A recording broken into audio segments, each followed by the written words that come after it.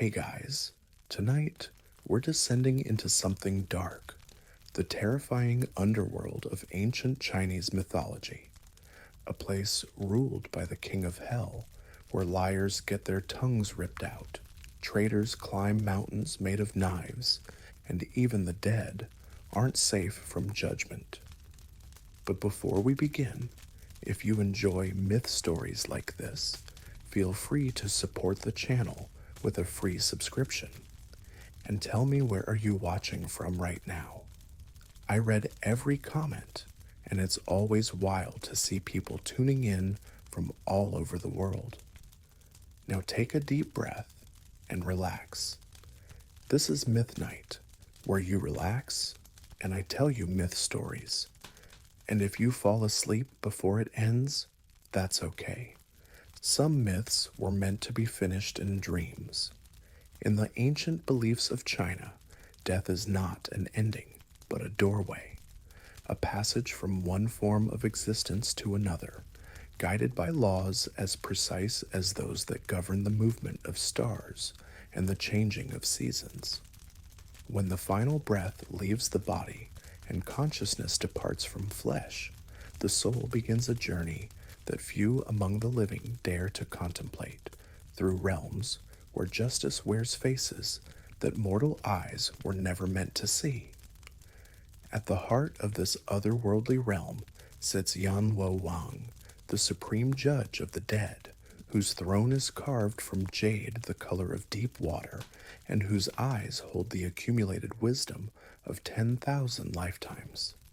He is not cruel, this ruler of shadows, but he is inexorable, as certain as winter following autumn, as inevitable as rivers flowing toward the sea. Before his tribunal, every soul that has ever drawn breath must eventually stand, carrying with them the weight of every choice, every action, every moment when they chose kindness or cruelty, truth or deception, love or selfishness. The Chinese understanding of death recognizes that human nature is complex, that few souls are purely good or purely evil, but rather collections of virtues and sins, noble intentions and selfish desires, moments of wisdom, and instances of profound foolishness. For this reason, the afterlife is not simply divided between paradise and punishment, but consists of 18 distinct hells, each designed to address specific failings of the human heart, each offering its own form of correction for particular sins. These are not places of eternal damnation, but rather cosmic institutions of education, where souls learn through experience what they failed to understand through instruction, where the consequences of earthly choices unfold with the clarity that only hindsight can provide. The punishments may seem severe to mortal understanding, but they serve a purpose beyond simple retribution. They are designed to burn away the impurities that prevent a soul from achieving enlightenment, to teach through suffering what could not be learned through gentle guidance. Tonight, we follow one such soul on its journey through these realms of correction and learning, witnessing what befalls those who carry within them the seeds of deception, greed, betrayal, and indifference to the suffering of others. This is not a tale to frighten, but to illuminate, to show how the ancient Chinese mind understood the relationship between action and consequence, between the choices we make in life and the education we receive in death.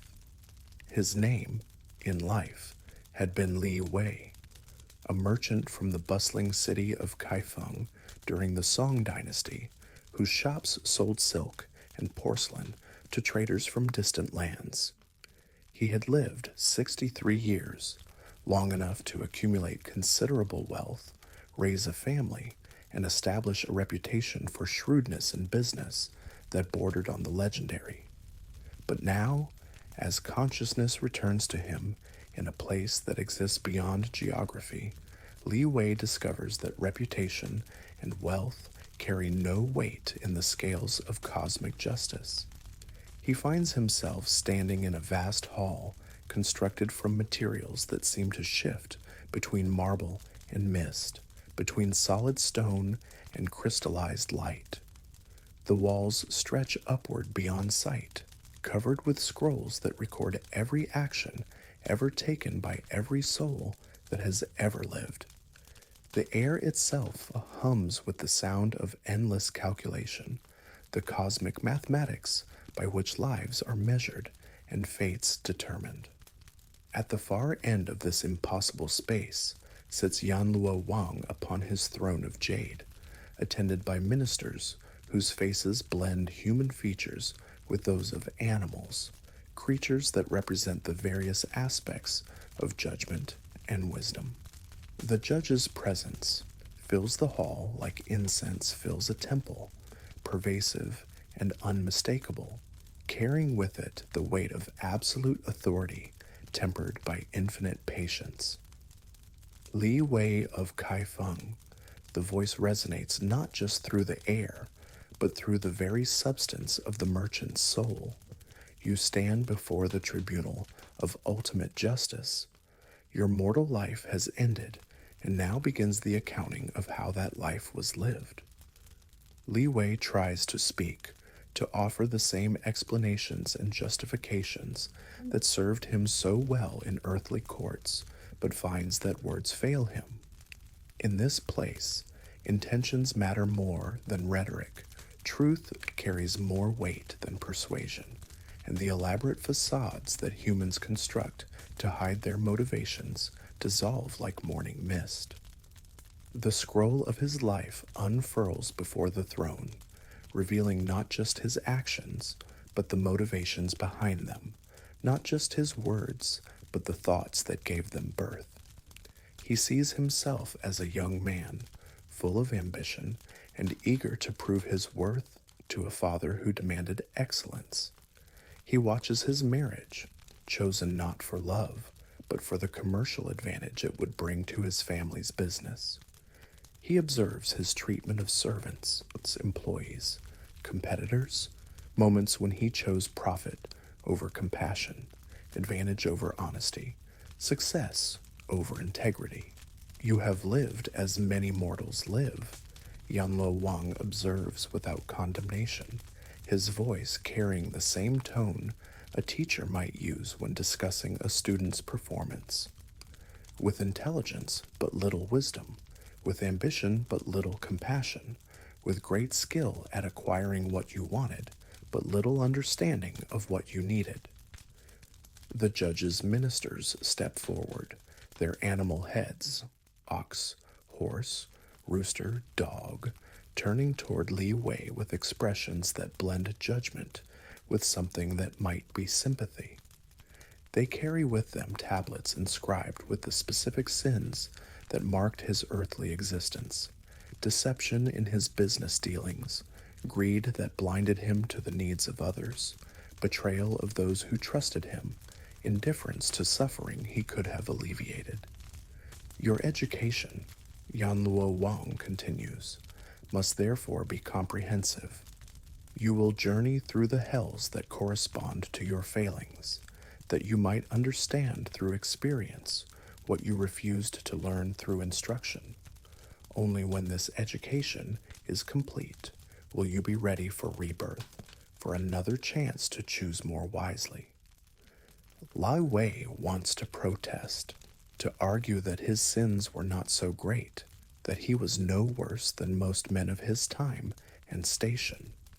But looking at the scroll of his life, seeing his choices laid bare without the comfortable justifications that allowed him to live with them, he begins to understand that the issue is not comparison with others, but alignment with what he could have been, what he should have chosen to become. The hall around him begins to fade, replaced by something darker, more immediate.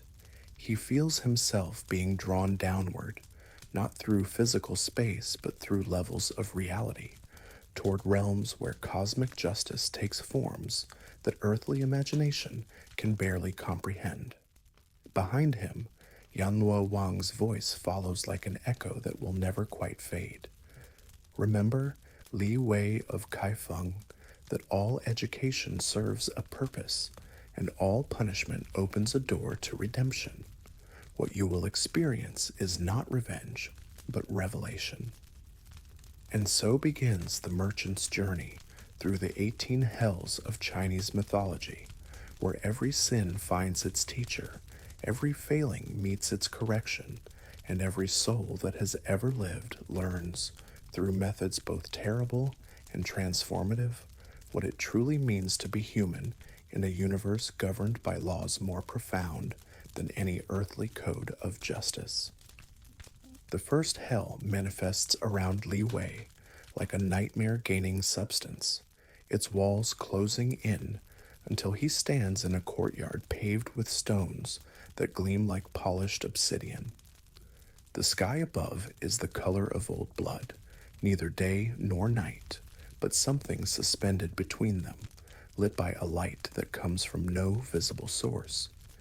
In the center of this space rises a platform where instruments of correction wait with the patience of things that have served their purpose for countless centuries. The demons who oversee this realm approach with the measured gait of officials performing duties they have carried out since time began. Their faces are masks of bureaucratic precision, neither cruel nor kind, but simply focused on the task at hand. They carry with them scrolls that record not just Li Wei's lies, but the ripple effects of each deception. How his false promises led others to make poor decisions, how his dishonest advertising cost customers their savings, how his manipulation of contracts destroyed trust between families. Li Wei of Kaifeng announces the chief demon, his voice carrying the authority of one who speaks for cosmic law itself. You stand accused of sins of the tongue, words spoken to deceive, promises made to mislead, truths withheld when honesty was required. You have used the gift of speech not to connect souls, but to exploit them, not to illuminate, but to obscure. The merchant tries to speak, to offer explanations for his actions, but discovers that his voice produces no sound. In this place, where lies have brought so much suffering, speech itself has been temporarily withdrawn, forcing him to listen rather than argue, to understand rather than justify. The demons guide him to the platform where the instruments of correction wait. These are not torture devices in any conventional sense, but rather tools designed to remove from the soul those parts that have been corrupted by dishonesty. The extraction of tongues here is both literal and metaphorical. The physical organ that enabled deception must be removed so that the spiritual capacity for truth can be restored. Li Wei feels the cold touch of metal against his flesh, but more than physical pain, he experiences something deeper, the gradual removal of his ability to manipulate truth for personal gain. Each cut of the demon's blade corresponds to a specific lie he told in life. Each moment of agony connects to a moment when he chose deception over honesty. As his tongue is slowly, methodically removed, Lao Wei begins to understand the true cost of his dishonesty. He sees how his lies created webs of confusion that trapped innocent people, how his false promises led others to trust him with resources they could not afford to lose, how his manipulation of truth created suffering that rippled outward like waves from a stone dropped in still water. But the punishment is not simply punitive, it is educational. With each lie that is physically extracted from his being, Li Wei gains a deeper understanding of truth itself. He begins to see how honesty creates connections between souls, how truth serves not just individual integrity, but cosmic harmony, how words spoken with pure intention can heal wounds that deception has opened. The process continues through what might be hours or centuries. Time moves differently in realms where cosmic justice operates according to its own rhythms. When it is finally complete, when the last trace of deceptive capacity has been removed from his spiritual anatomy, Li Wei finds himself changed in ways that go beyond the physical transformation. He cannot speak. That ability must be earned back through demonstration of truthful intention. But he can listen with new clarity, can understand with unprecedented depth. The voices of his victims, which he had learned to ignore in life, now speak directly to his consciousness, sharing not anger, but sadness at opportunities lost, trust betrayed, connections severed by his choice to prioritize personal gain over mutual understanding. Your tongue will grow back, the chief demon explains as the procedure concludes. But it will be a tongue incapable of deception, a voice that can speak some only truth. Use it wisely in your next life, for lies, once purged from a soul, create a hunger for honesty that can never again be fully satisfied.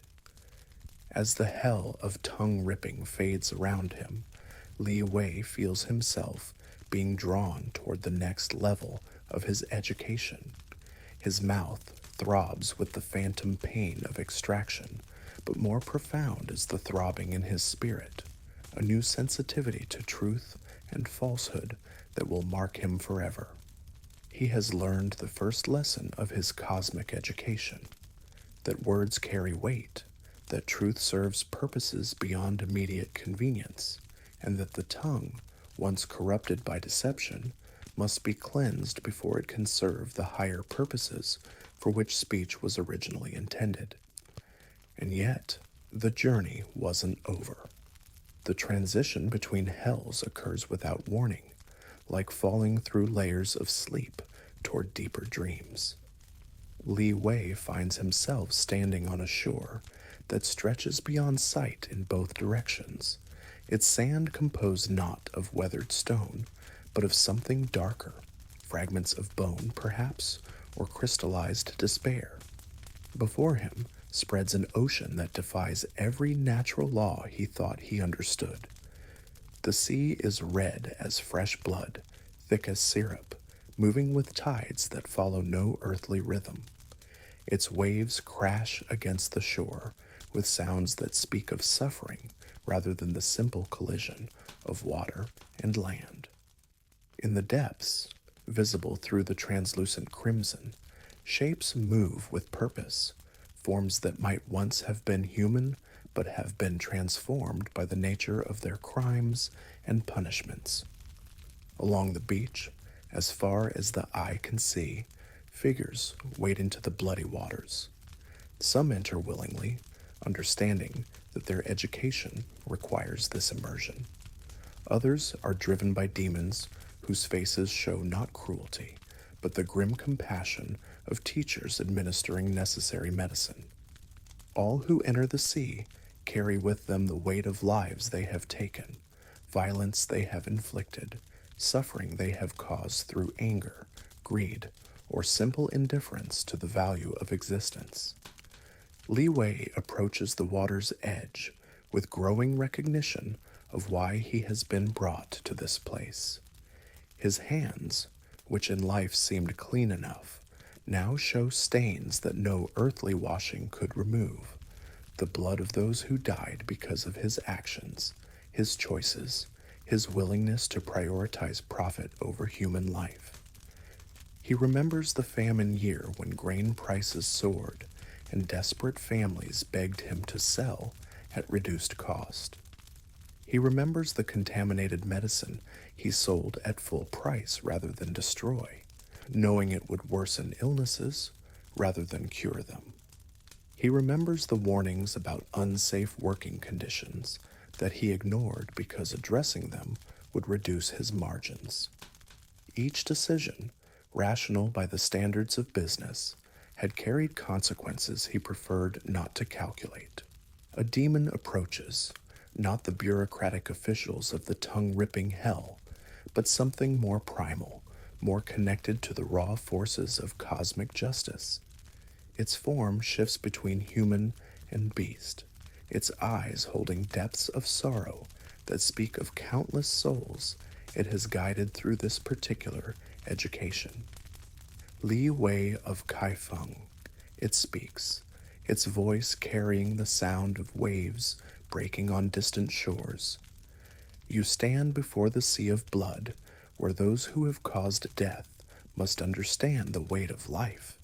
You have never held a sword, never struck a blow in anger, but your choices have ended lives as surely as any warrior's blade.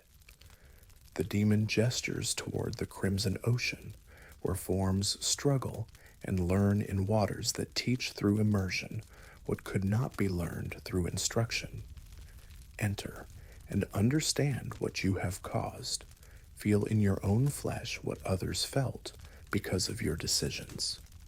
Learn through experience what it means to value life above profit, existence above advantage. Li Wei steps into the bloody sea and immediately understands that this is not water, but liquid suffering, concentrated anguish given physical form. Each step deeper brings new waves of sensation, not just pain, but the specific pain of those who died because of his choices.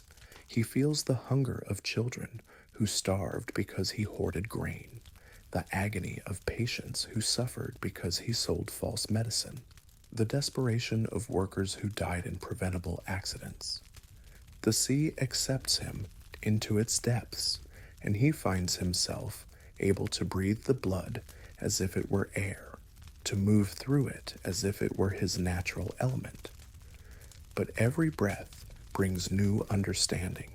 Every movement teaches new lessons about the interconnection of all life, the weight of every choice, the responsibility that comes with power over others' survival. In the depths, he encounters others who share his education, merchants who sold poisoned food, officials who diverted resources from disaster relief, landlords who evicted families in winter knowing they would freeze.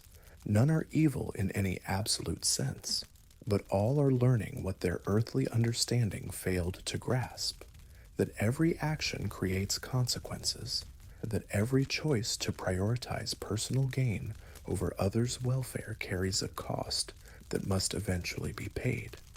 The sea teaches through immersion, through the gradual absorption of understanding that penetrates deeper than intellectual knowledge. Li Wei learns to feel the weight of every life his decisions affected, to understand the ripple effects of seemingly minor choices, to recognize the profound responsibility that comes with any power over others' welfare. Time in the bloody sea moves according to the rhythm of education rather than the progression of moments. Li Wei might spend decades learning a single lesson about the value of human life, or absorb in an instant the accumulated wisdom of centuries. The sea itself serves as teacher, its currents carrying him toward understanding, its depths revealing truths that surface consciousness could never grasp. When his education in this realm is complete, when he has absorbed through experience what he failed to learn through instruction, Li Wei finds himself deposited once again on the bone sand shore. His body bears no physical marks of his time in the bloody sea, but his soul has been fundamentally altered, marked with a sensitivity to the value of life that he will carry forever. He understands now that the blood on his hands was real, that his choices had weight, that the deaths he caused through indifference or greed were as significant as any murder committed in passion. But he also understands something more hopeful, that recognition of this truth is the first step toward choosing differently, toward using whatever power he possesses in service of life rather than its destruction. A new demon approaches, this one wearing the patient expression of a guide prepared to lead him to the next stage of his education. The bloody sea recedes behind him, but its lessons remain, incorporated into his very being like nutrients absorbed by thirsty soil. And yet, the journey wasn't over. The landscape transforms around Li Wei like a scroll painting being redrawn by an invisible brush. Where the bloody sea had stretched endlessly horizontal, now vertical cliffs rise toward a sky that promises no relief, no summit that might offer rest or respite. This is the mountain of knives, where those who have betrayed trust must climb toward understanding, their ascent marked by the sharp consequences of their faithlessness. The mountain's surface is not stone, but metal, countless blades of every size and description embedded in the cliff face, creating a terrain that glitters with deadly beauty in the strange light of this realm. Swords, knives, needles, razors, each one representing a moment when trust was broken, a promise violated, a loyalty betrayed. The path upward exists only through direct contact with these instruments of cutting truth. At the mountain's base, Li Wei encounters others beginning their own climbs. A general who sold military secrets to enemy kingdoms. A wife betrayed her husband's confidences to his rivals. A friend who revealed sacred promises for personal gain.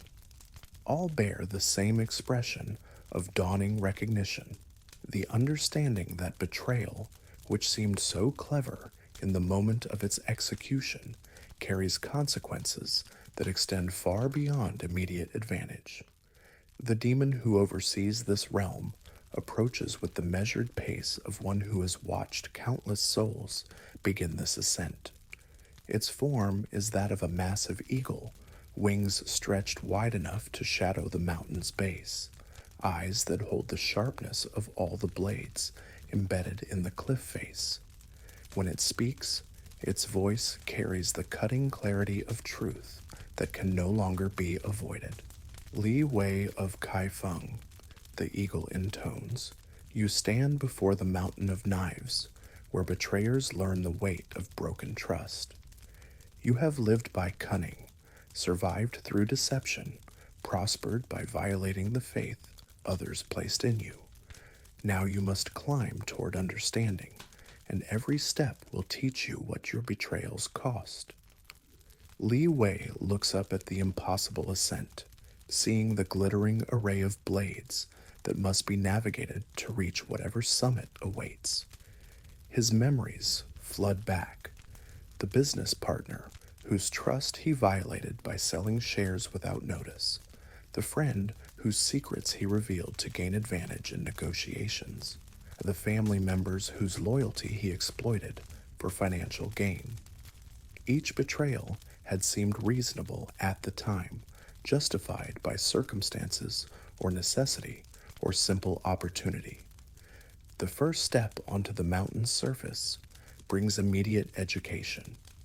The blade his foot touches, a small dagger embedded point up in the metallic surface, pierces not just his flesh, but his consciousness, flooding him with the exact experience of his betrayed partner.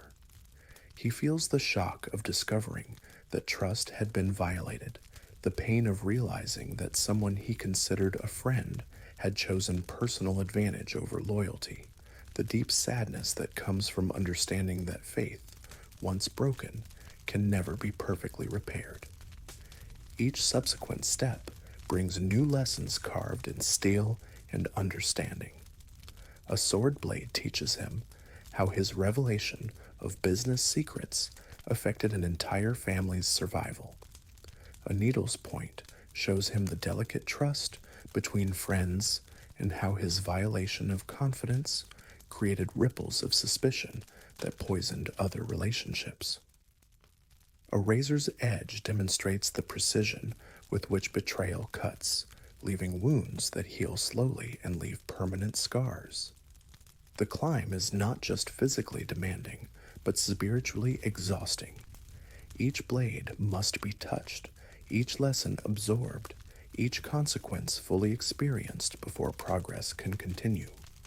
Lai Wei finds himself pausing frequently, not from physical fatigue, but from the overwhelming weight of understanding what his betrayals had cost others. Halfway up the mountain, he encounters a plateau where others rest, sharing their stories and insights.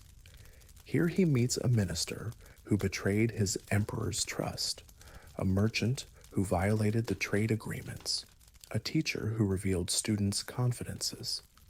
All bear the cuts of their ascent, but also the deeper marks of understanding, the recognition that trust is not simply a convenience, but a sacred bond, that betrayal wounds not just individuals, but the fabric of society itself. The strangest thing, shares the minister as they rest among the embedded blades, is realizing that every betrayal was ultimately a betrayal of myself.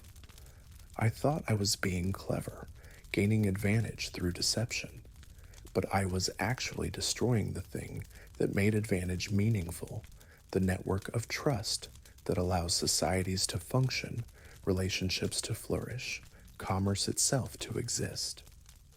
Li Wei nods, understanding this truth in his bones. His betrayals had not just harmed others, but had corrupted his own capacity for genuine relationship. By choosing advantage over loyalty, he had become someone incapable of inspiring trust, someone isolated by his own cleverness, someone who had gained the world but lost access to the connections that make worldly success meaningful.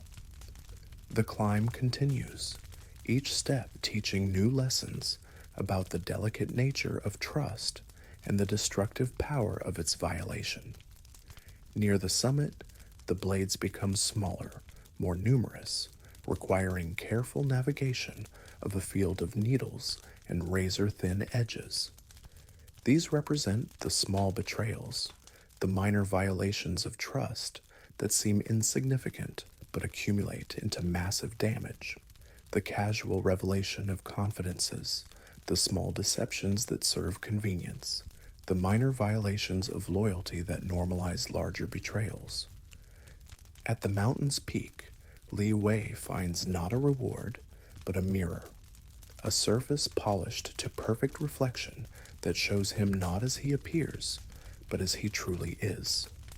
In that reflection, he sees someone marked by countless small cuts, each one representing a trust betrayed, a loyalty violated, a sacred bond broken for temporary advantage. But he also sees something else, the possibility of becoming someone different, someone capable of inspiring and maintaining trust, someone who understands that faith between souls is more valuable than any material gain. The eagle demon appears beside him at the summit, its wings now folded in a gesture that might indicate approval or simply acknowledgement that this phase of education is complete.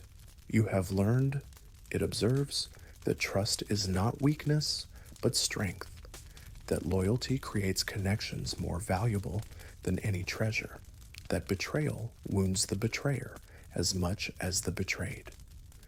As Li Wei prepares to descend from the mountain of knives, for the way down is part of the lesson, requiring him to navigate the same blades with new understanding.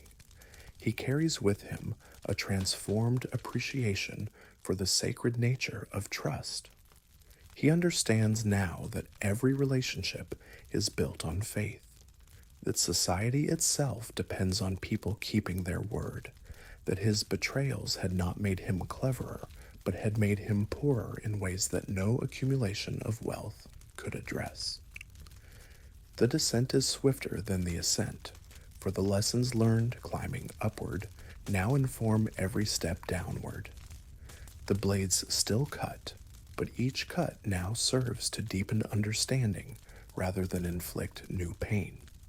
By the time he reaches the mountain's base, Li Wei has been fundamentally altered, marked not just by the scars of his education, but by a new capacity for loyalty that will serve him in whatever existence awaits. And yet, the journey wasn't over. The warmth that might have remained from his exertions on the Mountain of Knives vanishes instantly as Li Wei finds himself transported to a realm where cold reigns with absolute authority. This is not the seasonal cold of earthly winters, but something more fundamental, the cosmic cold that exists in spaces between stars, the ice that forms when hearts grow too distant from compassion to maintain the warmth that sustains life. The freezing hell stretches before him as an endless expanse of glacial formations where ice takes shapes that defy natural law. Towers of frozen wind spiral toward a sky the color of ancient bone, while valleys carved from crystallized breath wind between mountains built from accumulated indifference. Every surface reflects not light, but the absence of warmth, creating a landscape that speaks to the soul's capacity for isolation. Here gather those who lived without empathy, who moved through life untouched by others' suffering, who maintained their comfortable existence by refusing to feel the pain that surrounded them. They stand now as ice sculptures of themselves, frozen not by external cold, but by the chill that emanated from their own hearts, the frost that accumulated around souls that never learned to generate the heat of genuine compassion. The demon who governs this realm approaches across the ice with steps that crack and echo in the thin air. Its form is that of an ancient woman wrapped in robes of woven snow, her face bearing the patient expression of one who has tended the education of the emotionally frozen for countless ages. When she speaks, her breath creates no visible vapor, for her words carry the cold of absolute truth. Li Wei of Kaifeng, she says, her voice carrying the crystalline clarity of ice forming on still water. You stand in the realm where cold hearts learn the warmth of true feeling. You have lived comfortably while others suffered, prospered while others starved, remained unmoved by pain you could have eased. Here you will learn what coldness costs, what warmth might have given. Li Wei feels the cold seeping into his bones, but this is not simply physical sensation. This is the cold of recognition, the ice that forms when someone finally understands how much suffering they allowed, how much pain they could have prevented, how many opportunities for compassion they let pass by in the pursuit of personal comfort. He remembers walking past beggars in the street, his mind focused on business concerns, while their outstretched hands went unnoticed. He recalls the servants in his household whose struggles he ignored as long as their work continued satisfactorily. He thinks of the families ruined by his business practices, their tears as invisible to him as water vapor in winter air. The cold intensifies, but now Li Wei begins to understand its purpose. As ice forms around his heart, he experiences what those he ignored felt, the chill of being unseen, unheard, uncared for by those with the power to help. The freezing is not punishment, but education, teaching him through direct experience what his indifference had created in the lives of others. Around him, other souls undergo their own education in empathy. A wealthy widow who ignored her servant's poverty stands frozen, except for her eyes, which now see with perfect clarity every moment when she could have helped but chose not to. A merchant who profited from others' desperation finds himself experiencing the exact cold that families felt when evicted from their homes in winter. A judge who ruled without considering the human cost of his decisions learns through freezing what justice without compassion creates. The ice that forms around Li Wei is not uniform, but corresponds precisely to the nature of his indifference. Where he was coldest toward servants, the ice grows thickest. Where he showed no feeling for competitors he ruined, frost forms in patterns that reflect their specific suffering. Each area of his body that becomes frozen teaches him about a different aspect of the warmth he failed to generate, the compassion he chose not to express. But the freezing hell, like all the realms of education he has encountered, serves correction rather than simple punishment. As the ice reaches its maximum extent, as Li Wei experiences the full weight of coldness he created through his indifference, something begins to change. A small warmth starts deep within his chest, not relief from the cold, but the first stirring of genuine empathy, the beginning of his capacity to feel others' pain as if it were his own. This warmth grows slowly, fed not by external heat, but by internal transformation. As Li Wei learns to truly feel the suffering his indifference caused, as he develops genuine compassion for those he previously ignored, the ice begins to melt from within. Each moment of real empathy creates heat that starts to thaw the frozen emotions around his heart. The process is gradual, requiring him to confront every instance of callousness, every moment when he chose comfort over compassion, every opportunity for empathy that he let pass unrecognized. But with each confrontation comes growth. Each recognition generates warmth. Each moment of genuine feeling melts away more of the ice that had formed around his capacity for connection. Other souls in the freezing hell progress at different rates according to their capacity for learning compassion. Some, whose indifference ran so deep it had become their fundamental nature, remain frozen for what might be centuries, slowly learning to feel. Others, whose coldness was more habitual than essential, find warmth returning more quickly as they remember what it means to care about suffering beyond their own. Li Wei discovers that the warmth generated by genuine empathy is unlike any heat he experienced in life.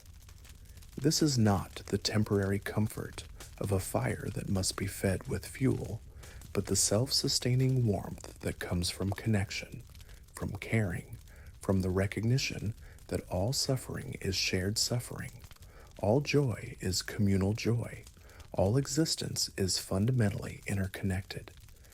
When the last of the ice melts away, when his capacity for compassion has been fully restored and enhanced beyond what he possessed in life, Li Wei finds himself standing in the same landscape, but experiencing it differently. The cold remains, but it no longer penetrates his consciousness because he now carries within himself the warmth that comes from genuine care for others' welfare. The ancient demon approaches once more, her expression now showing something that might be satisfaction or simply acknowledgement that another soul has learned what it needed to learn. You have discovered, she observes, that warmth is not something we receive, but something we generate, that compassion is not weakness, but the source of all strength, that a heart capable of feeling others' pain is also capable of sharing others' joy. As Lai Wei prepares to leave the freezing hell, he carries with him more than just the lesson of empathy. He has learned that indifference is a choice, that compassion is a practice, that the warmth that makes life meaningful comes not from external circumstances, but from internal willingness to connect with the full spectrum of human experience. And yet, the journey wasn't over. Heat replaces cold with the sudden violence of stepping from winter into a forge, as Li Wei finds himself transported to a realm where temperature serves not comfort but education, where fire burns away the accumulated greed that had defined so much of his earthly existence. The boiling cauldron hell manifests around him as a vast kitchen of cosmic proportions, where massive bronze vessels bubble with liquids that serve purposes far beyond any earthly cooking. The cauldrons stretch in every direction, each one tended by demons, whose faces show the patient concentration of chefs preparing meals that will nourish souls rather than bodies. Steam rises from the bubbling surfaces, carrying with it the essence of purification, the distilled experience of learning to distinguish between need and want, between sustenance and excess, between the hunger that serves life and the appetite that destroys it. Li Wei recognizes immediately why he has been brought to this place. His memories flood back, not just of his own gluttony, though that was part of his failing, but of the deeper corruption that gluttony represents, the inability to be satisfied, the constant hunger for more than necessary, the transformation of appetite from servant to master. He remembers the elaborate banquets he hosted, not for joy, but for display, the waste he created while others starved, the way he consumed not just food, but everything around him, resources, relationships, opportunities, with an appetite that could never be filled. The demon who approaches him wears the form of a master chef, its hands bearing the scars and calluses that come from working with fire and blade, steam, and pressure. Its eyes hold the wisdom of one who understands the alchemy by which raw ingredients become nourishment, how heat transforms substance, how the application of proper technique can turn simple materials into sustenance for both body and soul. Li Wei of Kai Feng, the demon announces, ladling steaming liquid from a nearby cauldron. You stand before the vessels of correction, where those who consumed without wisdom learn the difference between hunger and greed, between nourishment and excess. You have treated the world as a feast laid out for your pleasure alone, taking more than you needed while others went without. Now you must learn what true hunger teaches, what genuine satisfaction offers. The liquid the demon offers is not water, but something that carries the essence of every meal Li Wei ever consumed, not just the physical food, but the circumstances of its consumption, the thought behind its acquisition, the consequences of his choices about when and how much to eat. Steam rises from the bowl, carrying with it memories of opulent feasts enjoyed while servants went hungry, of rare delicacies consumed for novelty while others lacked basic sustenance.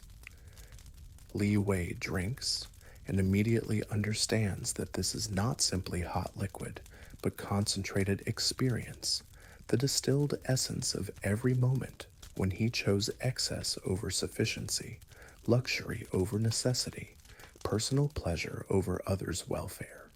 The heat burns not just his mouth and throat, but his consciousness, teaching him through sensation what he had failed to learn through observation. The burning spreads through his body, but now he begins to understand its purpose. Each wave of heat corresponds to a specific instance of his gluttony. Each moment of pain teaches him about the suffering his excess created. He feels the hunger of those who went without while he indulged, the desperation of families who could not afford food because he had driven up prices through his extravagant purchasing, the waste that accumulated around his abundance while others scraped together subsistence. But the lesson extends beyond simple overconsumption. The boiling cauldron hell addresses all forms of greed, all manifestations of the appetite that consumes without satisfaction. Li Wei experiences the heat of his greed for wealth, feeling how his endless accumulation had created poverty for others. He burns with his greed for status, understanding how his pursuit of prestige had diminished others' dignity. He suffers through his greed for security, recognizing how his hoarding of resources had created insecurity for countless other souls. Around him, other souls undergo their own education in the cauldrons of correction. A nobleman who hoarded grain during famines finds himself immersed in boiling rice, learning through direct experience what hunger feels like when food exists but remains unavailable. A merchant who cornered markets in essential goods bubbles in a cauldron of molten coins, understanding how the pursuit of profit can create suffering that extends far beyond simple financial loss. The heat intensifies, but Li Wei begins to recognize its transformative purpose. Like a master chef, reducing a complex sauce to its essential flavors, the cauldron is burning away everything in his nature that is not truly necessary, leaving behind only what serves authentic nourishment rather than artificial satisfaction. As the process continues, Lao Wei starts to distinguish between different types of hunger. There is the physical hunger that seeks sustenance, and there is the spiritual hunger that seeks meaning. There is the hunger that connects us to others through shared meals and mutual care, and there is the hunger that isolates us through competitive consumption and hoarding. The cauldron teaches him to recognize these differences, not intellectually but viscerally, through experience that penetrates deeper than thought. The most profound lesson comes when Li Wei begins to understand satisfaction, not as the temporary cessation of wanting, but as the deep contentment that comes from having enough, from being enough, from recognizing that abundance is not measured by accumulation, but by appreciation, not by quantity, but by the quality of attention brought to whatever is present. The cauldron's heat begins to feel different as this understanding deepens. What had been punishment transforms into purification. What had been burning becomes warming. What had been agony becomes the satisfying heat of food properly cooked, of hunger appropriately satisfied, of appetite serving its proper function as guide rather than master. When his education in this realm is complete, when the last traces of insatiable appetite have been burned away and replaced with wisdom about consumption and satisfaction, Li Wei finds himself standing beside the cauldron, but no longer immersed in its contents. His body bears no marks of the burning, but his soul has been fundamentally altered, marked with the capacity for genuine satisfaction that he will carry into whatever existence awaits. The chef demon approaches once more, offering a simple bowl of clear broth that carries within it all the nourishment any soul could ever need. Li Wei drinks slowly, savoring not just the taste, but the understanding that accompanies it, the recognition that satisfaction comes not from consuming more, but from appreciating deeply, not from endless acquisition, but from grateful acceptance of what is sufficient. You have learned, the demon observes, that appetite is meant to serve life, not rule it, that consumption is meant to nourish existence, not define it, that true abundance comes from sharing rather than hoarding, from appreciation rather than accumulation. As Li Wei prepares to leave the boiling cauldron hell, he carries with him a transformed relationship to desire itself.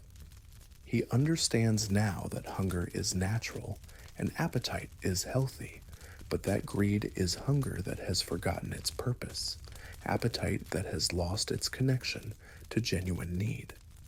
The heat that burned away his excessive desires has left behind the capacity for genuine satisfaction, the ability to recognize enough when he has it, to appreciate abundance when it appears, to share resources rather than hoard them. And yet, the journey wasn't over. The transition from the steaming heat of the cauldrons to the metallic forest that now surrounds Li Wei occurs with the disorienting suddenness of waking from one dream into another. Where steam and bubbling liquid had filled the air, now there is only the thin atmosphere of a place where growing things have been replaced by their mineral opposites, trees of iron and steel that stretch toward a sky the color of tarnished silver. This is the hell of iron trees, where those who betrayed love learn what their faithlessness has created. The forest spreads endlessly in all directions, its metallic trunks reflecting distorted images of those who wander among them, its branches bearing fruit that gleams like polished weapons, but offers no nourishment to those who hunger for genuine connection. Li Wei walks among these trees with growing recognition of why he has been brought to this place. His memories surface unbidden, not just of his marriage, which had been more business arrangement than love affair, but of all the relationships he had entered with calculation rather than affection, maintained through manipulation rather than mutual care, ended when they no longer served his interests rather than honoring the bonds that had been created. The iron trees around him bear witness to the consequences of such faithlessness. Each trunk represents a love betrayed, each branch a promise broken, each metal leaf a moment when someone chose personal advantage over genuine connection. The forest exists as a monument to the accumulated heartbreak that unfaithful lovers leave in their wake, the emotional devastation that follows when hearts are treated as resources to be exploited rather than treasures to be cherished.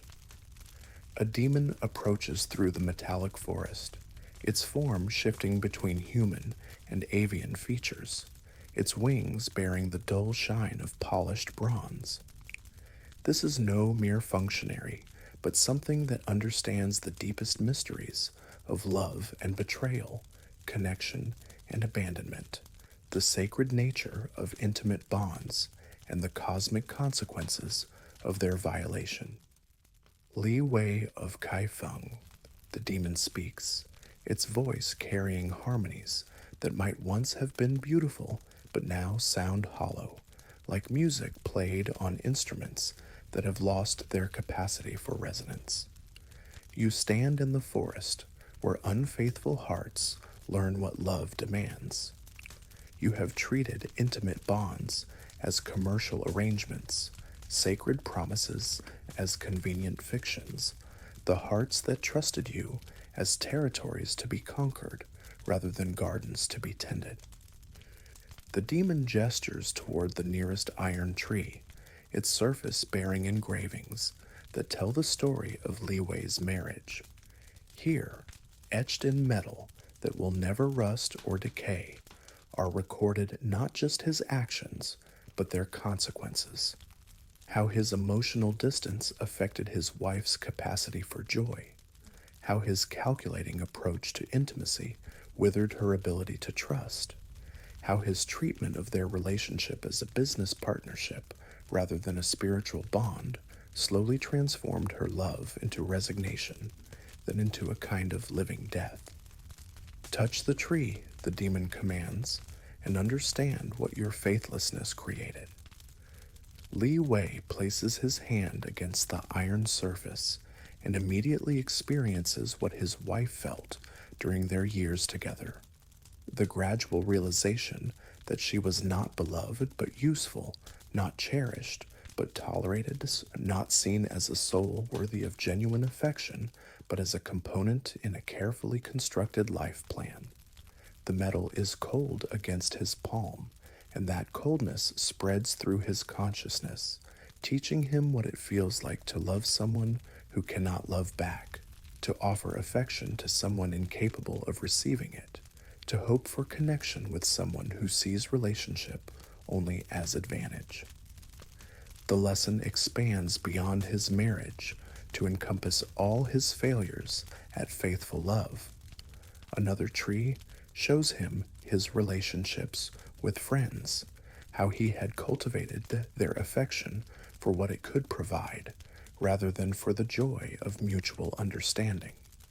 Its metallic branches display the consequences of his emotional manipulation. Friends who learned to guard their hearts around him, who shared less of themselves over time, who eventually withdrew from connection altogether rather than continue offering love to someone incapable of reciprocating genuinely. As Li Wei moves deeper into the forest, touching tree after tree, experiencing betrayal after betrayal from the perspective of those he had wronged, he begins to understand something fundamental about the nature of love itself. These iron trees are not just punishments, but representations of what faithless love creates. Relationships that appear strong from the outside, but are actually cold, hard, incapable of growth or change, bearing fruit that nourishes nothing. The forest teaches him that love requires more than simply avoiding obvious infidelity. True faithfulness means seeing the beloved as they actually are, rather than as they might be useful, cherishing their individual nature, rather than trying to shape them into more convenient forms, offering affection without calculation of return, maintaining emotional presence even when distraction would be easier. He encounters other souls learning similar lessons among the iron trees. A woman who married for wealth rather than affection climbs a metallic trunk whose branches show her husband's gradual transformation from hope to cynicism. A man who betrayed his lover's secrets for social advantage finds himself lost in a grove where every tree bears the words he should have kept private, their metal leaves chiming with the sound of trust being broken. But the hell of iron trees, like all the realms of education Li Wei has encountered, serves transformation rather than simple retribution. As he absorbs the full weight of what his faithlessness had cost others, as he learns to see love from the perspective of those who offer it, rather than those who exploit it, something begins to change in his relationship to the metallic forest. The iron trees, while remaining metal, begin to show signs of life that transcends their material nature. Where his understanding deepens, where his capacity for genuine affection grows, the cold metal starts to warm slightly, its surface becoming more responsive to touch, its engravings beginning to tell stories, not just of betrayal, but of the love that preceded betrayal, the hope that made betrayal possible. Li Wei realizes that faithfulness is not simply a rule to follow, but a capacity to develop. The ability to see relationships as sacred rather than convenient, to maintain emotional presence, even when it requires sacrifice, to honor the vulnerability that others show when they offer their hearts. The trees teach him that every betrayal begins with the decision to see the beloved as object rather than subject, as resource rather than person, as means rather than end. The most profound transformation occurs when Li Wei begins to feel, not just understand, what genuine love offers. As his capacity for faithful affection develops, as he learns to see others as worthy of care for their own sake rather than for what they might provide, the iron forest around him starts to respond.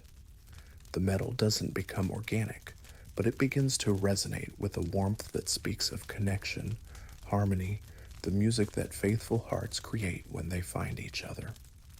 When his education in this realm is complete, when he has learned what love demands and developed the capacity to offer it, Li Wei finds himself standing at the forest's edge.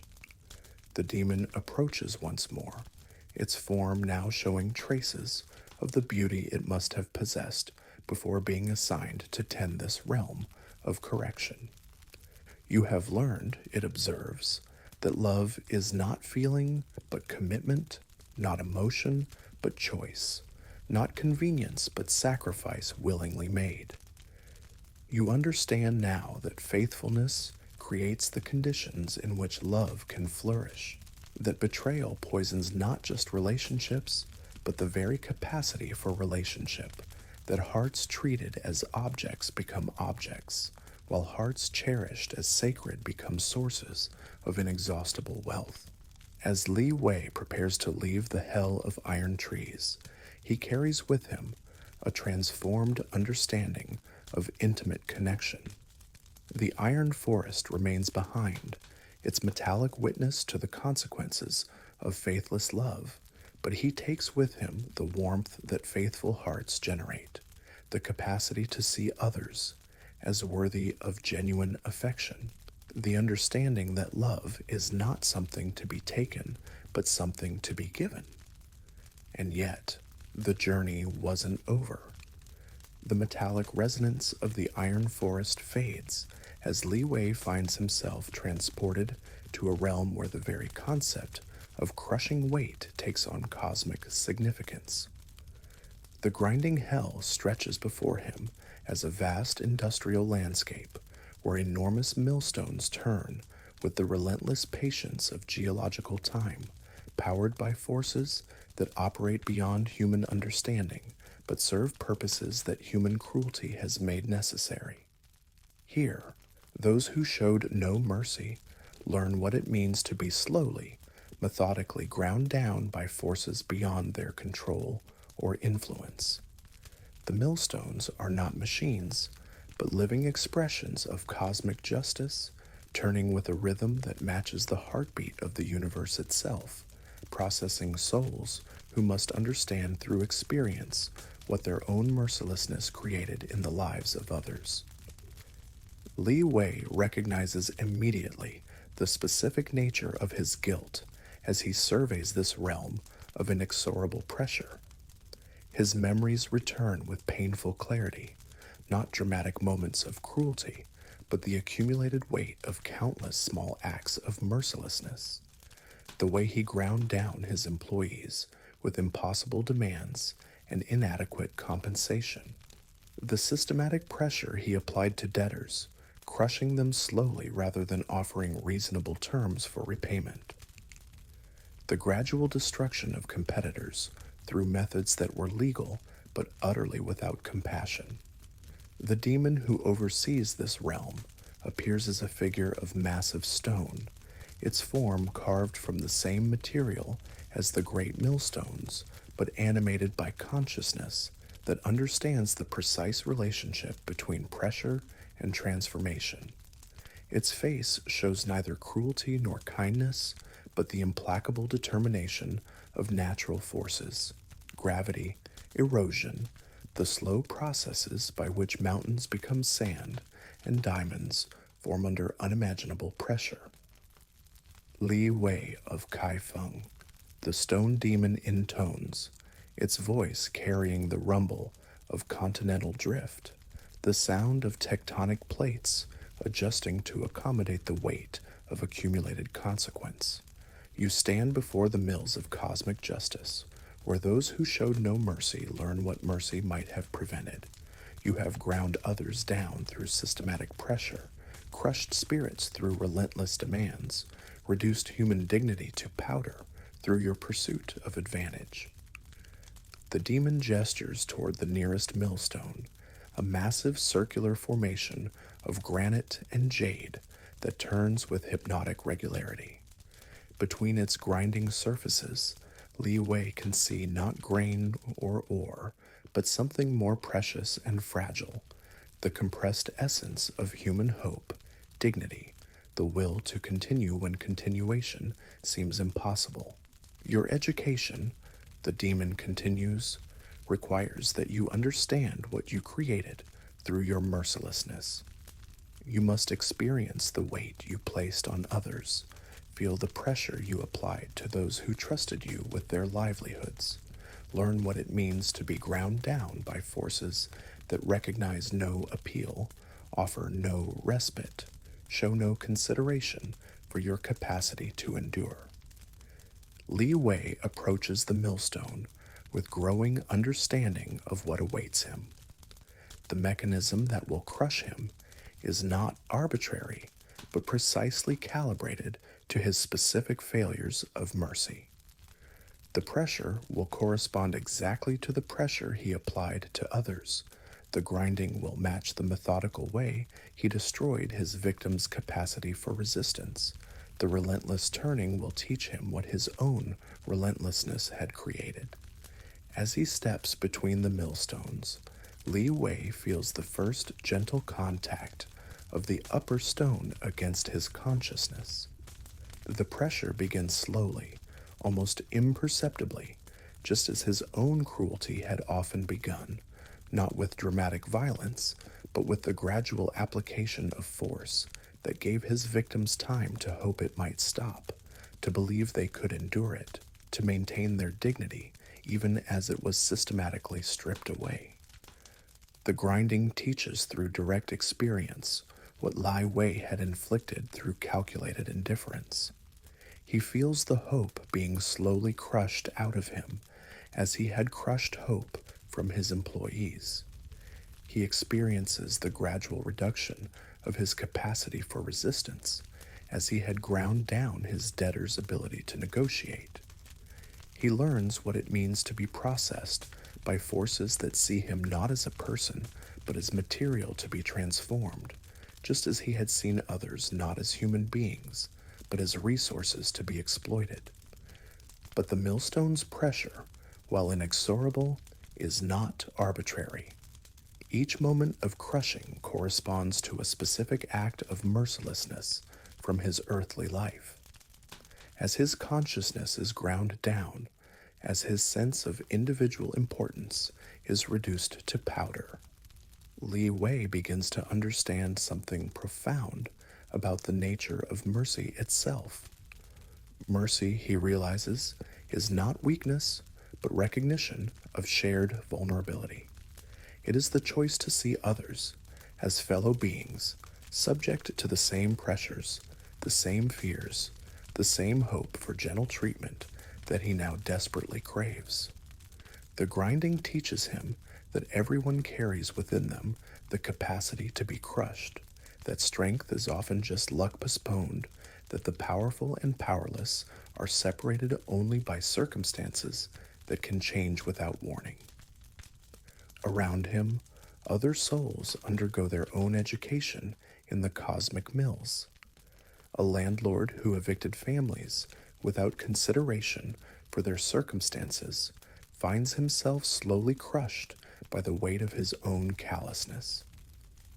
A magistrate who showed no mercy in his judgments experiences the systematic grinding down of his capacity for self-justification. A merchant who destroyed competitors through predatory practices learns what it feels like to be methodically eliminated by forces beyond his control.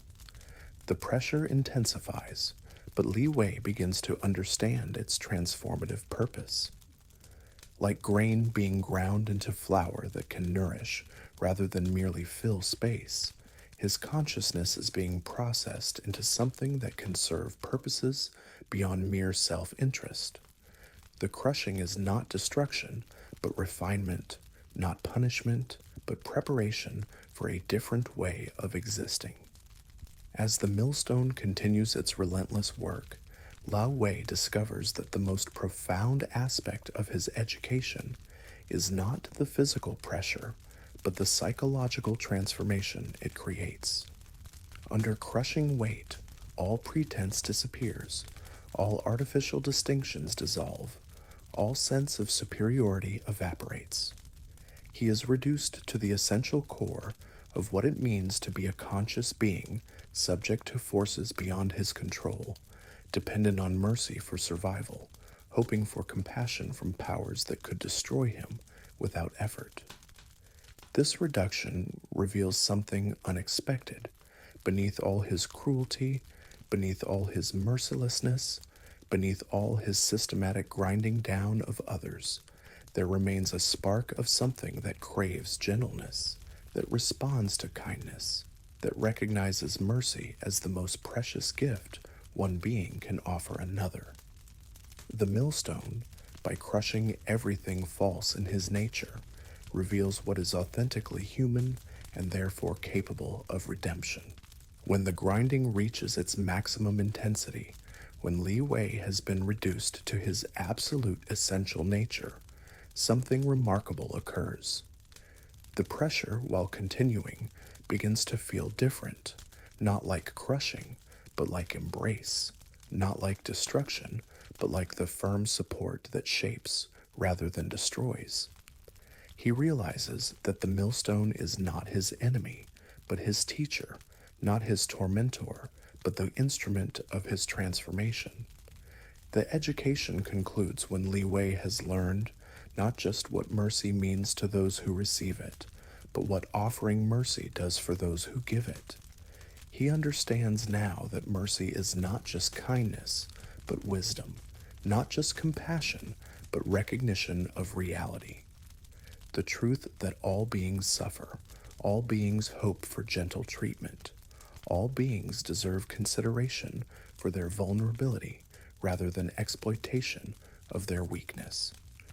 When he emerges from between the millstones, Li Wei discovers that his consciousness has been refined rather than destroyed, concentrated rather than eliminated. The stone demon approaches, its massive form now seeming not threatening, but protective, like a mountain that offers shelter rather than obstacle.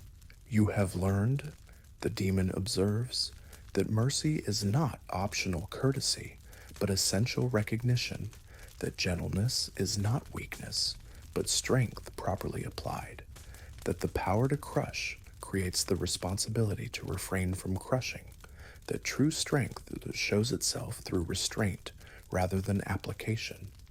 As Lai Wei prepares to leave the grinding hell, he carries with him a transformed understanding of power and its proper use. The millstones continue their eternal turning behind him, processing other souls who must learn what he has learned, but he takes with him the refined capacity for mercy that will inform every choice he makes in whatever existence awaits. And yet, the journey wasn't over. The industrial landscape of the grinding mills dissolves around Li Wei like morning mist, replaced by something that combines the grandeur of imperial architecture with the terrible purpose of cosmic correction. Before him rises a pillar of red copper that stretches from the depths of the earth toward heights that disappear into clouds shot through with bronze-colored light. Its surface is polished to mirror brightness, reflecting not just images, but the moral weight of those who approach it. This is the hell of the copper pillar, where souls who corrupted the innocent must embrace the burning metal and learn through searing contact what their actions cost those who trusted them with their purity, their faith, their belief in the goodness that adults should represent. The pillar stands as both monument and teacher, its heat serving not to destroy, but to burn away the capacity for causing such corruption. Lai Wei approaches the pillar with growing recognition of why he has been brought to this place. His memories surface with uncomfortable clarity, not of dramatic sins, but of subtle corruptions, small compromises that accumulated into significant damage. He remembers the young clerks he had taught to falsify records, presenting dishonesty as business necessity, the children he had exposed to adult cynicism before they were ready to process it wisely, the innocent trust he had exploited for personal gain, leaving behind souls slightly more damaged, slightly less capable of believing in goodness. The demon who oversees this realm appears as a figure wrapped in robes of hammered copper, its face bearing the sorrowful expression of one who has witnessed countless acts of innocence destroyed. Its eyes hold depths of sadness that speak to the particular tragedy of corruption, not just the harm done to victims, but the loss to the universe when purity is transformed into cynicism, when trust becomes suspicion, when the natural goodness of youth is replaced by premature knowledge of evil. Li Wei of Kaifeng, the demon speaks, its voice carrying the resonance of metal being shaped by fire. You stand before the pillar of purification, where those who corrupted innocence learn what protection should have meant. You have treated pure hearts as territories to be exploited, young minds as resources to be shaped for your advantage, trust as weakness to be manipulated rather than treasure to be protected. The demon gestures toward the copper pillar, whose surface now shows reflections not of Li Wei's current form, but of his past actions, moments when he chose to introduce corruption into lives that had been innocent, when he used his adult knowledge and experience to take advantage of those who still believed in fundamental goodness. Each reflection burns with its own heat, adding to the pillar's temperature. Your education requires that you embrace what you have created. The demon continues.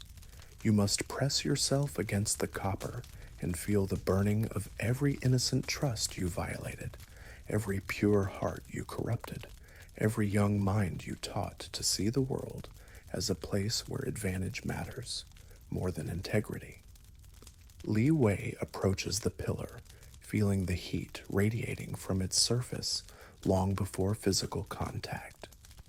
This is not ordinary fire, but something more fundamental, the burning that occurs when corruption meets purification, when souls that have caused innocence to be lost must learn what innocence was worth, what its preservation might have meant. The first touch of copper against his skin brings immediate education. The heat that sears his flesh corresponds exactly to the spiritual burning that his corruptions had caused in others. He feels what the young clerk experienced when first asked to falsify records, the sick heat of realizing that the adult world was not what he had been taught, that honesty was treated as convenience rather than principle, that those in authority would ask him to compromise his integrity for their benefit. Each moment of contact with the pillar teaches Li Wei about a different aspect of the corruption he had spread. The copper burns with the heat of trust, betrayed, innocence exploited, youth forced to confront adult complexity before developing the wisdom to process it healthily. He experiences the exact disillusionment that his actions had created, the specific way that hope transforms into cynicism when protection fails and exploitation succeeds. The lesson extends beyond his deliberate acts of corruption to encompass his failures of protection. Lao Wei learns that adults carry responsibility not just to avoid actively corrupting the innocent, but to actively shield them from corruption until they develop the strength to resist it themselves. His casual exposure of children to adult cynicism, his failure to maintain appropriate boundaries between innocent and worldly concerns, his treatment of youthful idealism as naivety to be eliminated rather than treasure to be protected. All of these failures burn in the copper's heat. As the education continues, as Li Wei presses closer to the pillar, despite the increasing pain, he begins to understand something profound about the nature of innocence itself. It is not ignorance, as he had assumed, but a form of wisdom, the capacity to see the world as it could be rather than as it is, to maintain hope despite evidence of disappointment, to continue believing in goodness despite encounters with evil. The corruption he had spread was not just harmful to individuals, but damaging to the universe itself, reducing the total amount of light available to combat darkness, diminishing the hope that enables progress destroying the trust that makes cooperation possible. Each innocent heart he had corrupted represented a loss not just to that person, but to all the people that person might have helped if their capacity for goodness had been protected rather than exploited. Around the copper pillar, other souls undergo their own education in the true cost of corruption. A teacher who had used her authority to manipulate students embraces the burning metal and learns what protection should have meant. A merchant who had exploited young workers feels the heat of every childhood he had stolen for profit. A priest who had violated the trust placed in his spiritual authority experiences the burning of every faith he had destroyed through his abuse of power. But the heat of the copper pillar, like all the educational realms Li Wei has encountered, serves transformation rather than simple punishment. As he absorbs the full pain of what his corruptions had cost, as he learns to see innocence as treasure rather than resource, something begins to change in his relationship to purity itself. The burning copper begins to teach him not just what corruption destroys, but what protection creates. He learns that shielding innocence from premature exposure to evil allows it to develop strength naturally, that preserving trust creates the foundation for deeper relationships, that maintaining hope enables the kind of thinking that finds solutions rather than just identifying problems. Lai Wei realizes that corruption is always a choice, the decision to exploit rather than protect, to use rather than nurture, to take advantage of trust rather than honoring it. The copper burns away his capacity for making such choices, replacing it with an instinctive understanding of the sacred responsibility that comes with power over the innocent. The most profound transformation occurs when Li Wei begins to feel what he could have done differently, how he might have protected rather than exploited, nurtured rather than corrupted, used his adult wisdom to shield innocence rather than destroy it. The copper pillar, while continuing to burn, begins to feel different, not like punishment, but like purification, not like destruction, but like the fire that burns away impurities to reveal precious metal beneath. When his education in this realm is complete, when he has learned the true value of innocence and developed the capacity to protect rather than exploit it, Li Wei finds himself standing apart from the copper pillar, but forever marked by its lessons. The burning has left no physical scars, but his soul bears the permanent imprint of understanding what corruption costs and what protection offers. The demon approaches once more, its copper robes now gleaming with a light that speaks of hope rather than sorrow. You have learned, it observes, that innocence is not ignorance, but a form of wisdom, that corruption is not sophistication, but a failure of understanding, that the power to corrupt creates the responsibility to protect, that those who guard purity serve not just individuals, but the universe itself. As Lai Wei prepares to leave the hell of the copper pillar, he carries with him a transformed understanding of his responsibility toward innocence. The burning pillar remains behind, continuing its work of education and purification, but he takes with him the sacred fire that protects rather than destroys, that creates rather than corrupts, that serves the light rather than increasing the darkness. And yet, the journey wasn't over.